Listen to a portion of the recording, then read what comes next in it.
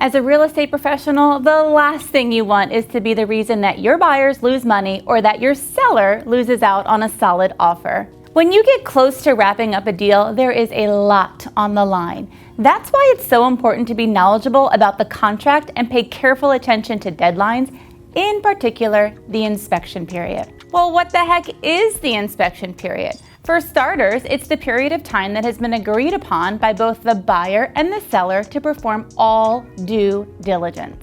Things like a general home inspection, termite inspection, septic inspection on the property, and negotiation for repairs must be completed by the end of this time period.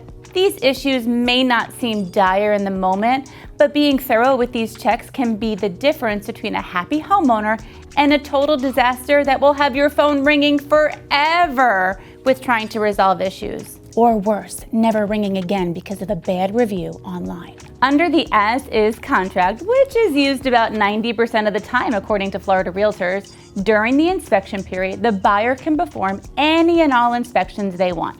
But there is no contractual obligation on the seller to make any repairs. Essentially, it's a free look for the buyer, who can only decide whether or not to go forward with the deal by the end of the inspection period.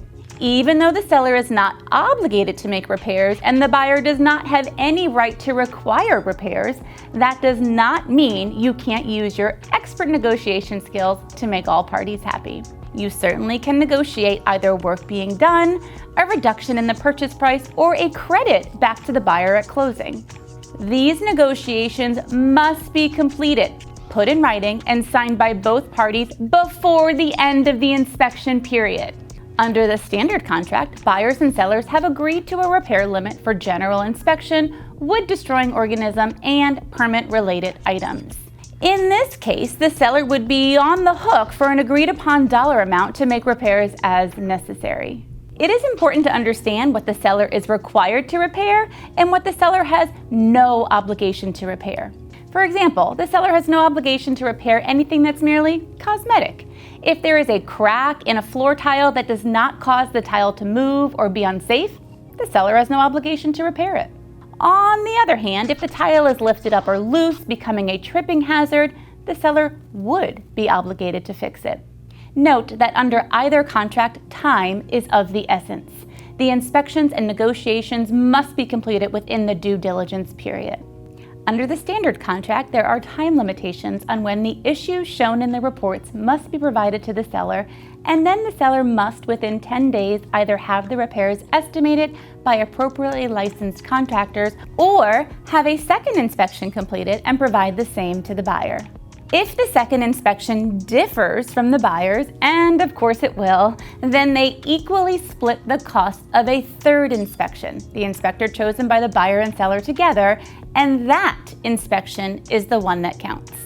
If the costs to repair exceed the repair limit, then within 5 days after receipt of the last estimate, seller may elect to pay for all repairs, or the buyer can agree to accept only some repairs. If neither party so elects, then after 5 days, either party can cancel the contract.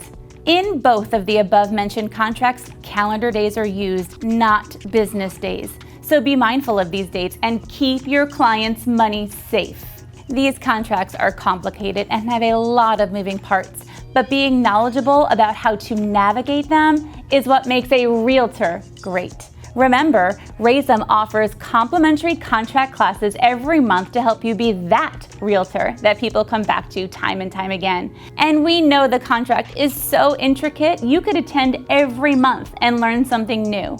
So be sure to check back in often so you can stay ahead of the game.